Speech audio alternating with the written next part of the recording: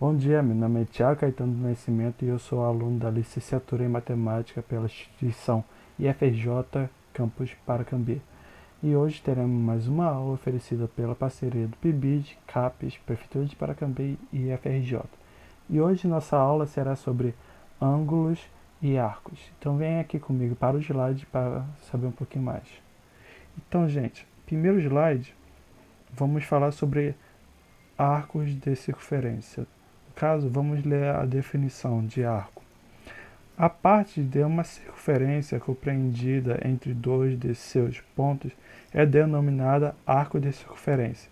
Então, na nossa definição está dizendo que numa circunferência onde, onde a gente pode marcar dois pontos qualquer, a área compreendida entre esses dois pontos qualquer será chamada de arco. Então, por exemplo, nesse exemplo aqui, eu botei esse ponto aqui de cima como A e esse ponto aqui de baixo como B. E o arco é a parte entre eles dois que está compreendendo eles dois, se chama arco. Pode ser tanto esse daqui ou tanto esse outro aqui. No caso, esse daqui que eu vou rabiscar de azul será o nosso arco maior. Por exemplo, esse daqui é o nosso arco maior, como está dizendo aqui. E esse outro aqui, que se refere a esse daqui que não está rabiscado, é o nosso arco menor. A sua notação é AB. E um arquinho aqui em cima, por quê? Porque nossos pontos da extremidade do arco é A e B. E lemos da seguinte maneira, é o arco A e B. Então, por exemplo, você poderia me perguntar, professor, se uma pergunta de uma questão tiver assim, descubra o arco AB, como que eu vou diferenciar ele do arco maior do arco menor? Então, gente, vamos ver isso no próximo slide. Então, por exemplo, chamamos os pontos A e B de extremos do arco AB. Para distinguir o arco menor do arco maior, indicamos A e B para o menor e utilizamos mais um ponto da circunferência para o maior. Então, o que isso daqui que a gente acabou lendo significa? Significa, por exemplo, essa primeira frase está dizendo que A e B são nossos extremos do nosso arco, exatamente. Porque, por exemplo, A e B são os extremos. Isso daí é bem visível que eles são nossos extremos. E aqui na outra frase está dizendo, para distinguir o arco menor do maior, indicamos A e B, o menor, e utilizamos mais um ponto da circunferência para o maior. Então ele está dizendo aqui na segunda frase, é que quando temos essa notação aqui, A e B somente, estamos se referindo sempre ao arco menor. Mas para estarmos se referindo ao arco maior, além dos extremos, teremos que fazer um terceiro ponto. Então, quando a gente tem uma notação mais ou menos assim, A, M, B, um arco em cima dos três, estamos se referindo ao arco maior. Então, beleza? Então vamos lá para o próximo slide. Agora vamos começar a ver sobre ângulos, e nesse slide especificamente sobre o ângulo central. Então vamos ver aqui a definição. O ângulo cujo vértice é o centro de uma circunferência é denominado ângulo central. Então, por exemplo, a definição está dizendo que quando temos um círculo e no centro do círculo temos um vértice, exatamente no centro do círculo, o ângulo que o vértice está nos proporcionando será o chamado de ângulo central. Então, por exemplo, se esse ângulo aqui... Primeiro vamos se lembrar lá, caso você não se lembre, o que é vértice. Por exemplo, um quadrado tem 4 vértices. Por que tem 4 vértices? Porque tem dois lados diferentes que se encontram 4 vezes. Então, aqui, por exemplo, no círculo temos o lado AO e o lado OB. Temos dois lados diferentes que se encontram. E onde se encontra é chamado de vértice. Então, beleza. E, por exemplo, assim como os dois lados formam um vértice, esses dois lados formam um ângulo. No caso, eu chamarei esse ângulo de beta. Então, por exemplo, e tem mais uma coisa.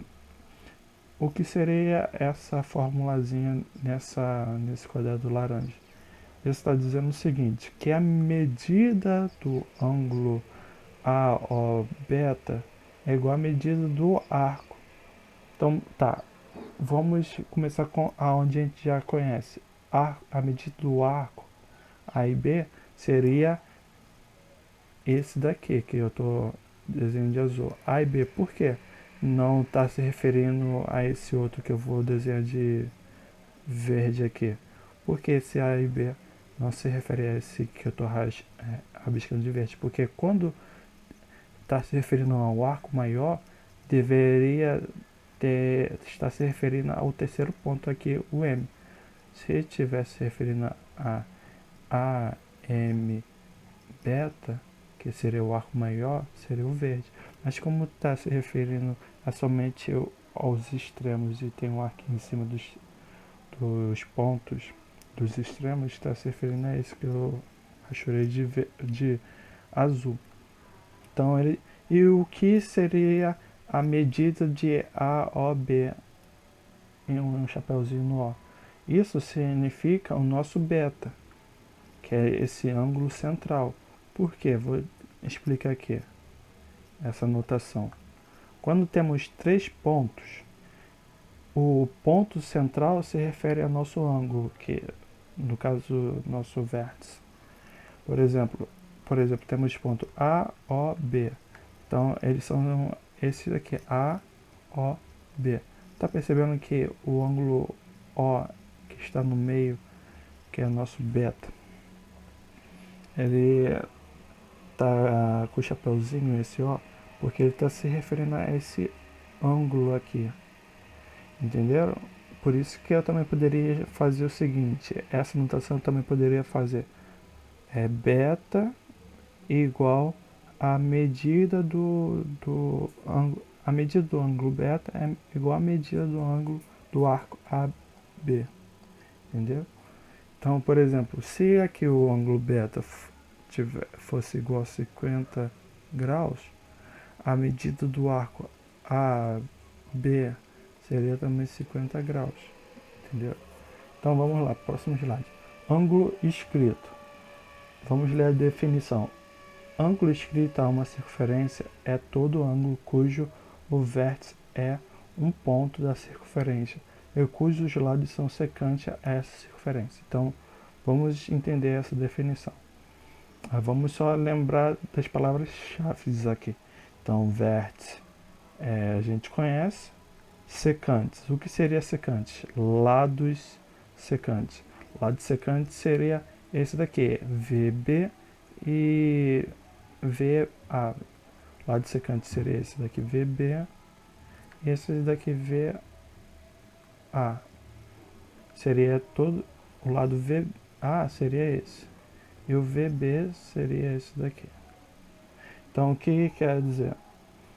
Por que eles são chamados de lado secante? Porque secante é toda a reta que corta a circunferência de dois pontos. Então, por exemplo, esse VB corta a circunferência de dois pontos. Por quê? Corta no V e corta no B. E esse lado também é secante porque corta no V e corta no A. Corta em dois pontos essa reta. Então, por exemplo, a gente já entendeu algumas palavrinhas-chave que é importante. Então, vamos lá, reler de novo. O ângulo escrito, então, lembrando que o ângulo escrito é esse daqui. Por quê? Vamos ler a definição. Ângulo escrito, eu vou chamar o ângulo escrito de alfa. O ângulo escrito de uma circunferência é todo ângulo cujo vértice é um ponto na circunferência. Então ele está na circunferência, o vértice está na circunferência. O vértice do ângulo escrito está na circunferência. Então a até esse ponto está se cumprindo. É um ponto da circunferência. Até aqui está. e cujos lados são secantes a essa circunferência. Então, realmente, eu acabei de explicar que esses lados são secantes, porque eles cortam a circunferência de dois pontos. Então, a definição para o ângulo alfa ser ângulo escrito está certo. Então, tem mais uma propriedade aqui para o ângulo escrito em relação ao arco AB. Por exemplo, a medida do ângulo escrito AVB ou ângulo alfa, que eu acabei chamando de alfa, é igual a metade da medida do arco AB. Então, por exemplo, como eu disse, a notação AVB está se referindo ao ângulo V. Por quê? Quando tem três pontos, A, o V e o B, e o do meio, o ponto do meio tem um chapeuzinho, está se referindo ao ângulo exatamente esse daqui. Ângulo, então, a medida do ângulo AVB ou ângulo alfa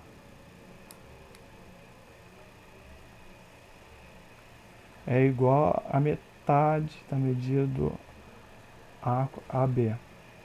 Então, se o ângulo alfa for igual a, a, a 100, o arco AB será igual a 200. Porque, por exemplo, se o ângulo alfa é igual a metade do arco, a medida do arco AB, então só substituir. A gente já conhecia que o ângulo é 100. Então, o arco AB, que a gente quer descobrir como que é a metade,